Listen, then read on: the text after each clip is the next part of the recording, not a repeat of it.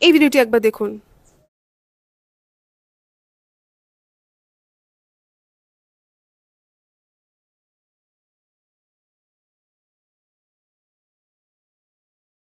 তো আপনাদের অনেকেরই মনে হতে পারে যে আমরা ইসকন, আমরা শিব বিরোধী, কিন্তু অ্যাকচুয়ালি আমরা কিন্তু শিব বিরোধী নই। আমাদের এটা হচ্ছে মায়াপুর ইসকন এবং এখানে একটি শিবলিঙ্গ আছে যেটা সেবা করা হয়। ইনফ্যাক্ট মায়াপুর মন্দিরে যে রাজাপুর জগন্নাথ মন্দিরটা আছে, যেটাও ইসকন মায়াপুরের আন্ডারে, সেই রাজাপুর মন্দিরের মধ্যেও কিন্তু একটি শিবলিঙ্গ আছে যেখানে মাতাজিরা গিয়ে শিব ঠাকুরের আরাধনা করে থাকেন। তাই প্লিজ এটা ভাববেন না যে আমরা শিব বিরোধী।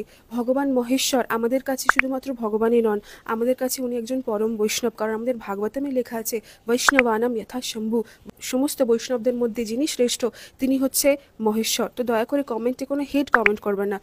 নমঃ শিবায়, হর হর মহাদেব। সনাতন ধর্মের জয়। যত সনাতনীরা আছেন তাদের সবার উদ্দেশ্যে বলছি, আজকাল দেখা যায় ইসকনিরা সবার কাছে বলে বেড়াচ্ছে যে তারা নাকি শিব বিরোধী নয়, অথচ এরা কৃষ্ণকে বড় করতে গিয়ে এরা অন্যান্য সমস্ত দেবদেবীদেরকে তামসিক বলে তুচ্ছতাচ্ছিল্য করে।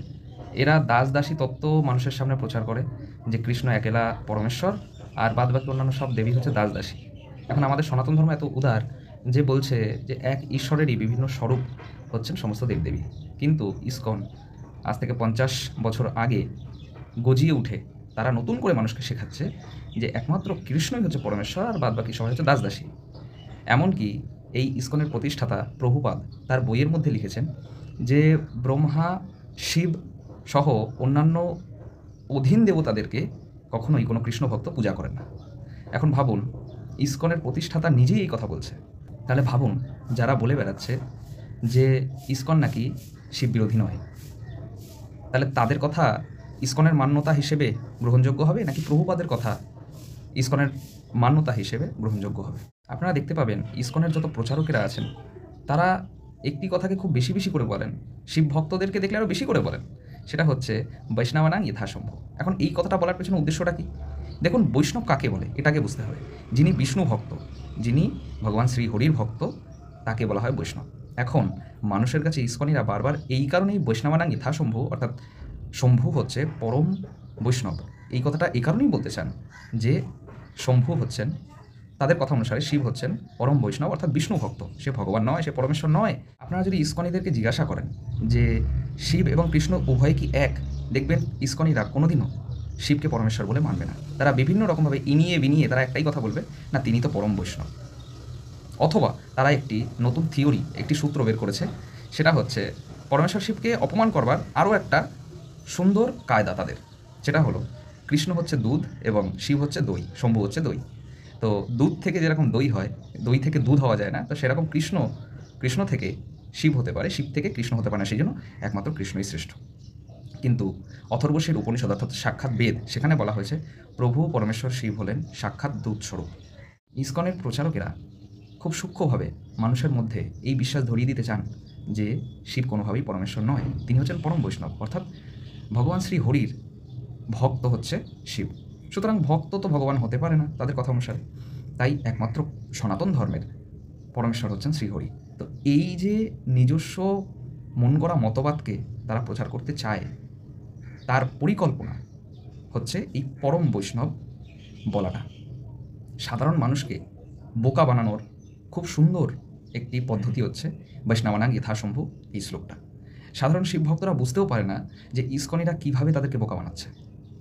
দেখা যায় অনেক বড় বড় যত ফেসবুকে মহাদেবের ভক্তদের গ্রুপ রয়েছে মহাদেবের নামে, সেই সব গ্রুপেও এই ইসকনিদের ধ্বংসে প্রচার।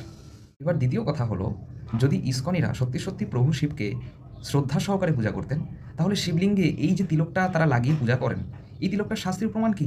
প্রভু শিবের কপালে ত্রিপুণ্ড থাকে, আপনারা দেখতে পাবেন শিব ভক্তদের কপালে কিন্তু এই যে 3টে দাগ থাকে, এর নাম হচ্ছে ত্রিপুণ্ড। এই ত্রিপুণ্ড তিলক থাকে, সেই তিলকটাকে সরিয়ে দিয়ে এরা এদের মন গড়া যে কাল্পনিক তিলক আছে, এই 2 সাইড থেকে লম্বা করে নাক পর্যন্ত এত পর্যন্ত আসে, এই তিলকের নাম তারা দিয়েছে গৌড়ীয় বৈষ্ণব তিলক। এখন সত্যযুগে কে গৌড়ীয় বৈষ্ণব তিলক পড়তো?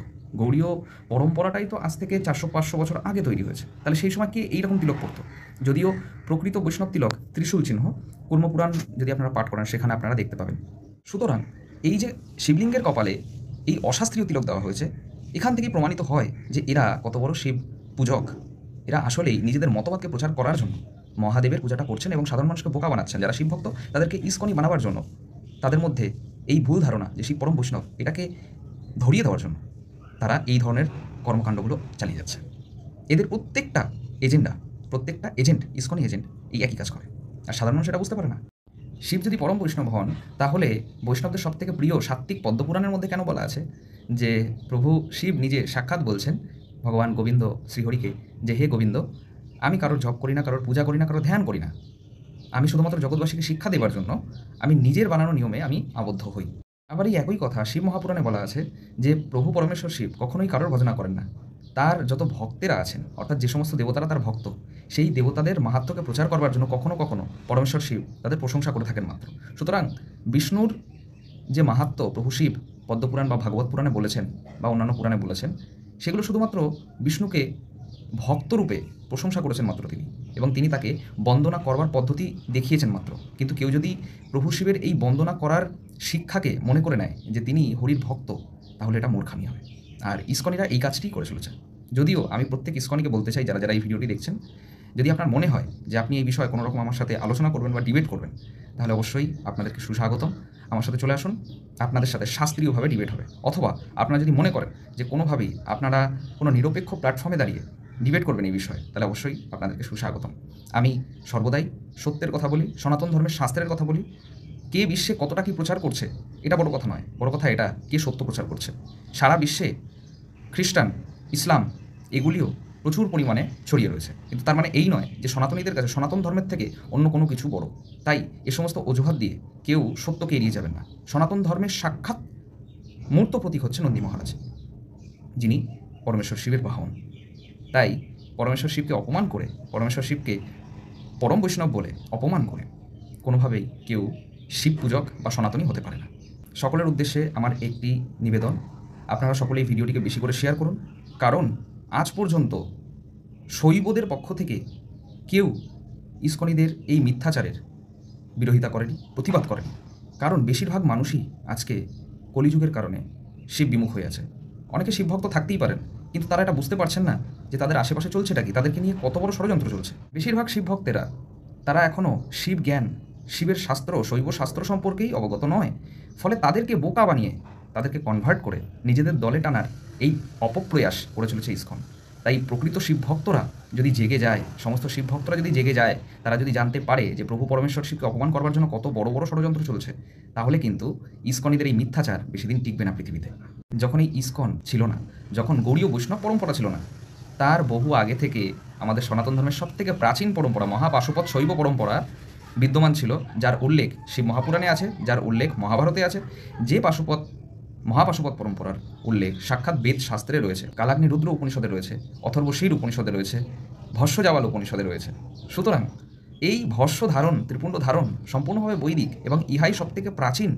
কিন্তু বৈষ্ণব পরম্পরার যে সমস্ত তিলক আজকে দেখা যায় যে সেগুলো ইসকনিরা প্রভু পরমেশ্বর শিবের কপালে দিচ্ছেন, যা অশাস্ত্রীয় সম্পূর্ণভাবে। তারা কোনো রকমের শাস্ত্র প্রমাণ দেখাতে পারবেন, শুধু একটাই অজুহাত দেবেন, বৈষ্ণবানা যথাসম্ভব তিনি পরম বৈষ্ণব, সেই জন্য তার কপালেটা লাগানো হয়। এরকম উদরপিণ্ডি বুদর ঘাড়ে চাপিয়ে তারা নকল সংস্কৃতি প্রচার করে চলেছেন। আর সাধারণ মানুষ মনে করছে সারা বিশ্বে সনাতন ধর্ম প্রচার করছে ইসকন, সেই জন্য এদের 7 খুন মাফ। আপনারা এই ধরনের ব্যক্তিদের থেকে সাবধান থাকুন। সোশ্যাল মিডিয়া এমন একটা সুযোগ দিয়েছে মানুষকে যে সবাই এসে কথা বলতে পারে, কিন্তু এটারই অপব্যবহার করে কিছু কিছু স্বার্থান্বেষী ব্যক্তিরা নিজেদের বিজনেস, নিজেদের ব্যবসাকে বাড়াবার জন্য এবং কাল্পনিক মতবাদকে প্রচার করবার জন্য তারা ভুল ভাল অশাস্ত্রীয় কথাবার্তাকে প্রচার করে চলেছে। সমস্ত সনাতনীদের উদ্দেশ্যে আমার এটাই নিবেদন যে আপনারা কোনো মানুষকে বিশ্বাস করবার আগে তাদেরকে ভালো করে যাচাই বাছাই করে তবে তাকে বিশ্বাস করুন। আগে সনাতন ধর্মের শাস্ত্রে কী বলা আছে সেটাকে মানুন, কারণ মুখের কথায় কোনো কিছু বিশ্বাস করবেন না। আমি যা বলেছি সেগুলোও সত্য কিনা সেগুলোকে যাচাই করুন, তারপর বিশ্বাস করুন। এটি আমার বলার। এই ভিডিওটিকে বেশি করে শেয়ার করুন, শিব ভক্তদের জাগরিত করুন। পরমেশ্বর শিবকে বৈষ্ণব বলা, পরমেশ্বর শিবকে চরম অপমান করা। তাই পরম বৈষ্ণব যারা যারা প্রভু শিবকে বলছে তাদেরকে জিজ্ঞাসা করুন যে প্রভু শিব তো কারোরই ভজনা করেন না, এই কথা আপনাদের পদ্মপুরাণে বলা আছে, তাহলে প্রভু শিব কী করে বৈষ্ণব হন? এখানে পরম বৈষ্ণব বলতে যাকে বোঝানো হয়েছে, আসলে ত্রিদেব ব্রহ্মা বিষ্ণু মহেশ, এই তিনজনের মধ্যে মহেশ তিনি সমস্ত দেবতার প্রশংসা করেন মাত্র, সেই প্রশংসা করতে গিয়ে তিনি হরিরও প্রশংসা করেন। তাই কোনো এক কল্প অনুসারে তাকে বলা হয় যে তিনি পরম বৈষ্ণব, অর্থাৎ বিষ্ণু তত্ত্বের প্রচারক। কিন্তু এই ত্রিদেবের ঊর্ধ্বে একজন আছেন, তিনি হচ্ছেন সদাশিব। তিনি শিবলোকে থাকেন। আমাদের শৈবদের পরম আরাধ্য তিনি, আমাদের মূল আরাধ্য তিনি, সনাতন ধর্মের মূল আরাধ্য তিনি। সেই প্রভু সদাশিবের শিবলোকের যে গোশালা আছে সেই গোশালা হচ্ছে গোলোক। ভগবান শ্রীকৃষ্ণ সেখানে গোমাতাদের সাথে থাকেন, আর ইস্কনিরা সেই গোলকেই যেতে চায়। আর এদিকে সারাদিন শিব নিন্দা করছে, শিবকে পরম বৈষ্ণব বলে অপমান করছে। তাহলে বুঝতে পারছেন যে সনাতন ধর্মের গভীরতা কতটুকু? অনেক গভীর, আমরা সেসব জানিই না হয়তো অনেকে, তাই না? তাই শাস্ত্র পড়ুন, শিব মহাপুরাণে এই কথা বলা হয়েছে যে সদাশিবের যে শিবলোক, সেই শিবলোকের গোলোক, গোয়াল ঘর হচ্ছে গোলোক। ভগবান শ্রীকৃষ্ণ সেখানে গোমাতাদের নিয়ে থাকেন। তাহলে অন্দর মহল বড় হলো নাকি গোয়াল ঘর, কোনটা? এগুলো বোঝা উচিত। এবার থেকে আমরা ইস্কনিদের যত অপপ্রচার আছে তার জবাব দেবো, এবং শাস্ত্র প্রমাণ সহ। হর হর মহাদেব। সকলে ভালো থাকবেন, সুস্থ থাকবেন, আর এই ভিডিওটিকে বেশি বেশি করে শেয়ার করুন। সনাতন ধর্মের প্রকৃত সত্যকে উজাগর করতে আমাদের সহযোগিতা করুন, আমাদের সাথে থাকুন, আমাদের আইএসএসজিটির সাথে থাকুন। আমি নন্দীনাথ আপনাদের কথা দিচ্ছি, আপনাদের সাথে আমিও থাকবো এবং এইভাবেই সত্যকে প্রচার করব।